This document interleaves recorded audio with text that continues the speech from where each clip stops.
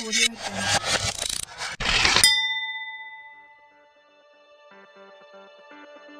La stima si gioca a carte sostanzialmente, abbiamo dei mazzi di carte con dei numeri per poter votare, tutti i membri del team si esprimono, buttano giù un numero e contemporaneamente, quindi nessuno influenza la stima degli altri.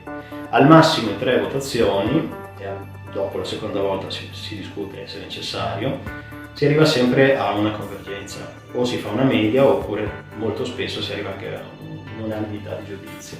Invece questa storia la possiamo fare in 5 story point, non ci esprimiamo in ore uomo, giorni uomo, che sono anche concetti parecchio screditati fin dagli anni 60, ma usiamo questa misura che sono gli story point, che sono allo stesso tempo una misura dello sforzo necessario per realizzare qualcosa e dei rischi insiti, oppure delle attività collaterali che sono collegate alla realizzazione di questa cosa.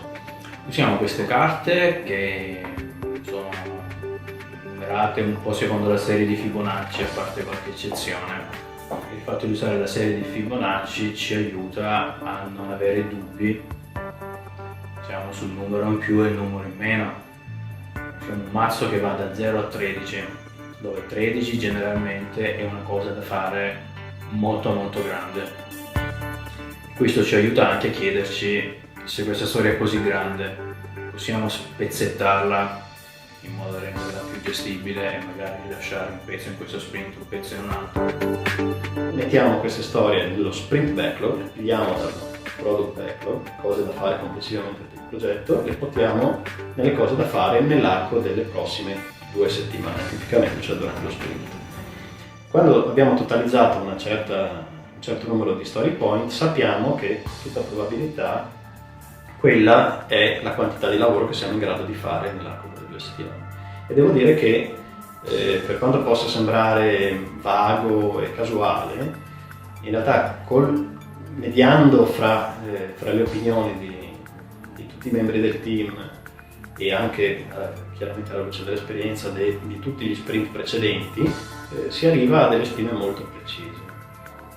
Il fatto di avere tutto così esplicito e così quantificato aiuta a sentire un po' la voglia, vogliamo fare un punteggio alto fondamentalmente, c'è un po' la spinta a non solo raggiungere l'obiettivo di quest'anno di fatturato, che no, queste 2 settimane io devo fare in modo che schiacciando il pulsante qui venisse inviato l'ordine di acquisto, e l'ho fatto, e questo mi porta a 10 story point. Ho contribuito a 10 story point al punteggio del team.